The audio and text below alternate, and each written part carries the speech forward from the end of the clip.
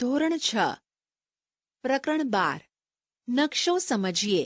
પ્રવાસીઓ ગુજરાતના જુદા જુદા પ્રવાસન સ્થળો જેવા કે સોમનાથ, દ્વારકા, તરણેતર, અંબાજી, ધોરડો, સાપુતારા વગેરે સ્થળોની મુલાકાત લે છે. તેઓ આ પ્રવાસન સ્થળોના ભૌગોલિક વિસ્તારથી અજાણ હોવા છતાં પોતે નિશ્ચિત કરેલ સ્થળો સુધી ખૂબ જ સરળતાથી પહોંચી જાય છે. તેનું કારણ શું? કારણ માત્ર એટલું જ કે તેમની પાસે પ્રવાસન સ્થળો દર્શાવતો નકશો હોય છે. તેઓ નકશા વાંચન દ્વારા પોતાના પ્રવાસન સ્થળ અંગેની માહિતી પ્રાપ્ત કરી શકે છે. વર્તમાન સમયમાં પ્રવાસ ઉપરાંત બીજા અનેક પ્રકારના હેતુઓ માટે નકશા ખૂબ જ ઉપયોગી બની ગયા છે. આજે તો વિજ્ઞાન અને ટેકનોલોજીના યુગમાં જીપીએસ એટલે કે ગ્લોબલ પોઝિશન સિસ્ટમની મદદથી તમે વિશ્વના કોઈ પણ સ્થળે સ્વયં પહોંચી શકો છો. આપણે આ પ્રકરણમાં નકશા વિશે સમજ મેળવીએ. પૃથ્વીનો ગોળો પૃથ્વીનો અભ્યાસ કરવા માટે ઉપયોગી છે, પણ જ્યારે પૃથ્વીના કોઈ એક ખંડ, દેશ, રાજ્ય, જિલ્લા, તાલુકા, શહેર કે ગામનો અભ્યાસ કરવા માટે નકશો વધારે ઉપયોગી છે. નકશા શબ્દનો અંગ્રેજી પર્યાય મેપ છે. મૂળ લેટિન ભાષાનો શબ્દ મેપા મુન્ડી ઉપરથી અપભ્રંશ થઈને મેપ બન્યો છે. તેનો અર્થ હાથમાં રાખી શકાય તેવો કાપડનો ટુકડો એવો થાય છે. સામાન્ય અર્થમાં નકશો પૃથ્વીની સપાટી અથવા તેના કોઈ એક ભાગના સપાટ કાગળ પરના આલેખનને નકશો કહેવાય છે. મોટો વિસ્તાર ધરાવતા પ્રદેશની ઘણી બધી વિગતોને નકશામાં સમાવેશ કરી શકાય છે. નકશા પોથીના નકશા એટલાસ મેપ પૃથ્વી અથવા તેના વિશાળ ભાગની બહુવિધ વિગતો દર્શાવતા નકશાના સમૂહને નકશા પોથી કહે છે. તેમાં રાજકીય, વહીવટી, પ્રાકૃતિક અને સાંસ્કૃતિક વિગતો દર્શાવેલ હોય છે. નકશાની મદદથી જે તે પ્રદેશની સંપૂર્ણ વિગતો જાણી શકાય છે. નકશા વિવિધ પ્રદેશની મહત્વની વિગતો જેવી કે પ્રાકૃતિક, પર્વત, ઉચ્ચ પ્રદેશ, મેદાન, નદી, સરોવર વગેરે અને સાંસ્કૃતિક, પરિવહન, ઉદ્યોગો, ખેતી, સિંચાઈ વગેરે દર્શાવે છે. નકશાના પ્રકાર.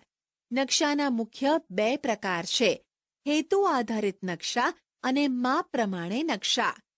1. હેતુઓ આધારિત નકશા થીમેટિક મેપ. આ પ્રકારના નકશા જરૂરિયાત પ્રમાણેની વિગતોના આધારે તૈયાર કરવામાં આવે છે. હેતુ આધારે તૈયાર થતા નકશાને તેમાં દર્શાવતી પ્રાકૃતિક અને સાંસ્કૃતિક વિગતોના આધારે મુખ્ય 2 વિભાગમાં વર્ગીકૃત કરવામાં આવે છે. એ. પ્રાકૃતિક નકશા. બી. સાંસ્કૃતિક નકશા. એ. પ્રાકૃતિક નકશા ફિઝિકલ મેપ. કુદરત નિર્મિત વિગતોનું આલેખન કરતા નકશાઓને પ્રાકૃતિક નકશા કહે છે. પ્રાકૃતિક નકશામાં પૃથ્વીના પ્રાકૃતિક ભૂમિ સ્વરૂપો જેમ કે પર્વત, ઉચ્ચ પ્રદેશ, મેદાન, નદીઓ, મહાસાગરો વગેરે દર્શાવવામાં આવે છે. વન્ય પ્રાણીઓ, વનસ્પતિ, જંગલો, ખનિજ વગેરેનું વિવરણ દર્શાવતા નકશાઓ પ્રાકૃતિક નકશાના ભાગ છે. 1. ભૂપૃષ્ઠના નકશા. આ નકશામાં પર્વતો, ઉચ્ચ પ્રદેશો, મેદાનો, જળ પરિવાહ વગેરે દર્શાવેલ હોય છે. 2. હવામાન કે આબોહવાના નકશા. સ્થળ કે પ્રદેશના હવામાન આબોહવાના તત્વો, તાપમાન, વરસાદ, પવનો વગેરેની માહિતી દર્શાવે છે. 3. ખગોળીય નકશા. ગ્રહો, ઉપગ્રહો, આકાશગંગા, નક્ષત્રો વગેરે અવકાશી પદાર્થોની માહિતી આપતા નકશા ખગોળીય નકશા કહે છે. બી. સાંસ્કૃતિક નકશા. માનવ સર્જિત વિગતોનું આલેખન કરતા નકશાને સાંસ્કૃતિક નકશા કહે છે. આ નકશામાં માનવીની વિવિધ પ્રવૃત્તિઓનો નિર્દેશ કરેલ હોય છે. રાજ્યનો નકશો ખેતી, વસ્તી, પરિવહનના નકશા સાંસ્કૃતિક નકશાના ઉદાહરણ છે. એક, રાજકીય નકશા, ખંડ, દેશ, સ્થાનિક વહીવટીતંત્ર તથા તેની સરહદોની માહિતી આપતા નકશા રાજકીય નકશા કહે છે. 2, ઔદ્યોગિક નકશા, ઔદ્યોગિક ક્ષેત્રો, ઉદ્યોગોનો તબક્કાવાર ઇતિહાસ, ઉત્પાદન વગેરેની માહિતી ઔદ્યોગિક નકશાઓમાં આપવામાં આવે છે. 3, ઐતિહાસિક નકશા, પ્રાદેશિક કે રાષ્ટ્રીય વહીવટી તંત્રનો ઇતિહાસ દર્શાવતા નકશા ઐતિહાસિક નકશા કહે છે. આ સિવાય માપ પ્રમાણે પણ 2 પ્રકાર છે. 2, માપ આધારે નકશાના પ્રકાર. સામાન્ય રીતે એક નકશાનું પ્રમાણ માપ 1 સેન્ટીમીટર જેમ કે 50 કિલોમીટર કરતાં ઓછું હોય તો તેને મોટા માપના નકશા કહે છે. અહીં નકશામાં 1 સેન્ટીમીટર બરાબર 50 કિલોમીટર પૃથ્વી પર વાસ્તવિક અંતર દર્શાવે છે. મોટા માપના નકશામાં વિગતો વધારે દર્શાવેલ હોય છે, જેમ કે તાલુકા, શહેર કે ગામના નકશા મોટા માપના નકશાના ઉદાહરણ છે. નાના માપના નકશામાં પૃથ્વી સપાટીનો વિશાળ વિસ્તાર દર્શાવવામાં આવે છે, જેમ કે જુદા જુદા ખંડ કે દેશના નકશાને નાના માપના નકશા કહે છે. વિશ્વનો નકશો, દેશના નકશા, નકશાપોથીના નકશા. નાના માપના નકશાના 4 પ્રકાર છે. 1, એટલાસ. 2, કેડેસ્ટ્રલ. 3, સ્થળ વર્ણન. 4, ભીંત નકશા. નીચે આપેલ કોષ્ટકમાં તમારી શાળામાં ઉપલબ્ધ નકશાઓની યાદી તૈયાર કરો. નકશાઓમાં કઈ વિગત દર્શાવેલી છે તેની નોંધ કરો. નીચે આપેલ નકશાઓનું અવલોકન કરી તેના પ્રકારની નોંધ કરો. આટલું જાણો. ભારતમાં નકશાઓ બનાવતી મુખ્ય 3 સંસ્થાઓ છે. NATMO, National Atlas Thematic Map Organisation. આ સંસ્થા કોલકાતામાં આવેલી છે. તે વિતરણ દર્શાવતા નકશાઓનું નિર્માણ કરે છે. NRSA, national remote sensing agency. આ સંસ્થા હૈદરાબાદમાં આવેલી છે. તે ઇસરો દ્વારા અવકાશમાં સ્થાપિત ઉપગ્રહ દ્વારા લેવાયેલ તસવીરથી નકશાઓ તૈયાર કરે છે. Survey of India. આ સંસ્થા દહેરાદૂન ખાતે આવેલી છે. આ સંસ્થા નકશા નિર્માણ અને તેના ઉપયોગ માટેની મંજૂરી આપે છે. આપણા પાઠ્યપુસ્તકના નકશા આ સંસ્થા દ્વારા પ્રમાણિત કરેલ છે. નકશાના અંગો. નકશાના મુખ્ય 3 અંગો છે. આ 3 અંગ દિશા, પ્રમાણમાપ અને રૂઢ સંજ્ઞાઓ છે. દિશા, ડિરેક્શન. સામાન્ય રીતે તમે નકશામાં અવલોકન કરો છો ત્યારે તમે ચિહ્ન જુઓ છો. આ તીરનું નિશાન ઉત્તર દિશાનો સંકેત કરે છે. જ્યારે તમને ઉત્તર દિશાનું જ્ઞાન હોય તો અન્ય બીજી દિશાઓ પણ નક્કી કરી શકો છો. તમે ઉગતા સૂર્ય સામે મુખ રાખીને ઊભા રહો તો તમારો ડાબો હાથ ઉત્તર દિશા બાજુ અને જમણો હાથ દક્ષિણ દિશા બાજુ આવશે. તમે ઉગતા સૂર્ય સામે ઊભા છો તે તમારી પૂર્વ દિશા છે અને પીઠ બાજુની પશ્ચિમ દિશા છે. ઉપરયુક્ત આકૃતિ 12.5માં 4 મુખ્ય દિશાઓ દર્શાવેલ છે, જ્યારે અન્ય 4 મધ્યવર્તી દિશાઓ છે. ઉત્તર પૂર્વને ઈશાન, દક્ષિણ પૂર્વને અગ્નિ, દક્ષિણ પશ્ચિમને નૈઋત્ય અને ઉત્તર પશ્ચિમને વાયવ્ય દિશા કહે છે. દિશાઓ અને મધ્યવર્તી દિશાઓની મદદથી નકશામાં કોઈ પણ સ્થળ શોધી શકાય છે. આકૃતિના આધારે નીચેના પ્રશ્નોના જવાબ લખો. 1. મંદિરની દિશા. 2.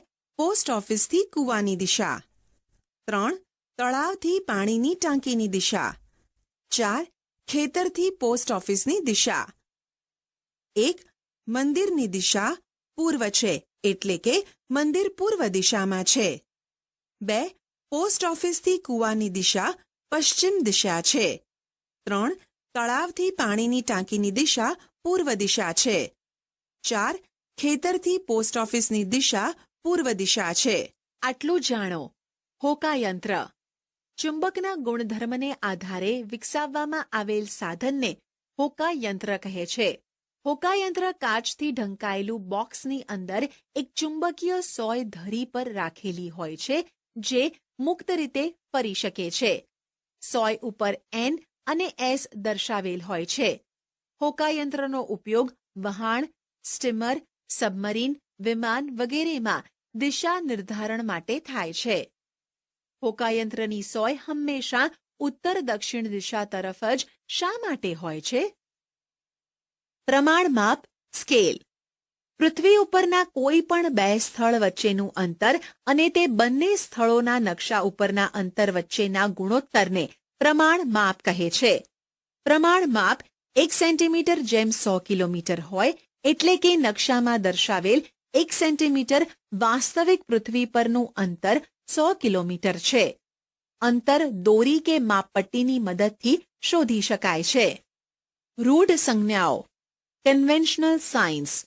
વિદ્યાર્થી મિત્રો, તમે ઘરેથી શાળાએ આવો છો ત્યારે કેટલાક વિશિષ્ટ ચિહ્નો કે પ્રતીકોનું અવલોકન કર્યું હશે. નીચે આપેલ કોષ્ટકમાં તમે જોયેલા ચિહ્નો દોરો અને તેની વર્ગખંડમાં ચર્ચા કરો. નકશામાં જુદી જુદી પ્રાકૃતિક અને સાંસ્કૃતિક વિગતો દર્શાવવા કેટલાક વિશિષ્ટ ચિહ્નોનો ઉપયોગ થાય છે. તેને રૂઢ સંજ્ઞાઓ કહે છે. નકશામાં રૂઢ સંજ્ઞાઓ દર્શાવવા માટે નિશ્ચિત અક્ષરો, છાયાપ્રકાશ, રંગો, ચિત્રો અને રેખાઓનો ઉપયોગ કરવામાં આવે છે. આ રૂઢ સંજ્ઞાઓની મદદથી પ્રાકૃતિક અને સાંસ્કૃતિક વિગતો સરળતાથી દર્શાવી શકાય છે. નકશાની રૂઢ સંજ્ઞાઓની ભાષા કે ચિહ્નો સરળ અને સર્વમાન્ય ભાષા છે. આ ચિહ્નો સંદર્ભે આંતરરાષ્ટ્રીય સમજૂતી હોવાથી નકશાઓમાં રૂઢ સંજ્ઞાઓનો ઉપયોગ થાય છે. નીચે આપેલ કોષ્ટકમાં રૂઢ સંજ્ઞાઓનું અવલોકન કરો અને તમારા શિક્ષકની મદદથી સમજો. ચિહ્નો ઉપરાંત નકશામાં જુદા જુદા રંગ અને રંગ સ્તરથી વિભિન્ન પ્રાકૃતિક અને સાંસ્કૃતિક વિગતો દર્શાવી શકાય છે. નીચે આપેલ કોષ્ટકમાં પ્રાકૃતિક અને સાંસ્કૃતિક વિગતોને રંગ વડે દર્શાવેલ છે. ભૂમિ સ્વરૂપ કથ્થઈ, બદામી. જળ સ્વરૂપ વાદળી. વનસ્પતિ પ્રદેશ લીલો. રેલ માર્ગ કાળો. જમીન માર્ગ લાલ. ખેતી પીળો. ભારતનું સ્થાન. ભારત એક વિશાળ ભૂમિ ભાગ છે. ભારત દેશ પૃથ્વી પર ઉત્તર પૂર્વ ગોળાર્ધમાં આવેલ છે. ભારત એશિયા ખંડમાં દક્ષિણ ભાગમાં આવેલો છે. ભારતની ઉત્તરે હિમાલય પર્વતમાળા આવેલી છે. પૂર્વ દિશાએ બંગાળનો ઉપસાગર અને પશ્ચિમ દિશાએ અરબ સાગર આવેલો છે. ભારતનો મુખ્ય ભૂમિખંડનો વિસ્તાર 8 ડિગ્રી 4 થી 37 ડિગ્રી 6 ઉત્તર અક્ષાંશ અને 67 ડિગ્રી 7 થી 97 ડિગ્રી 25 પૂર્વ રેખાંશ વૃત્ત વચ્ચે આવેલો છે.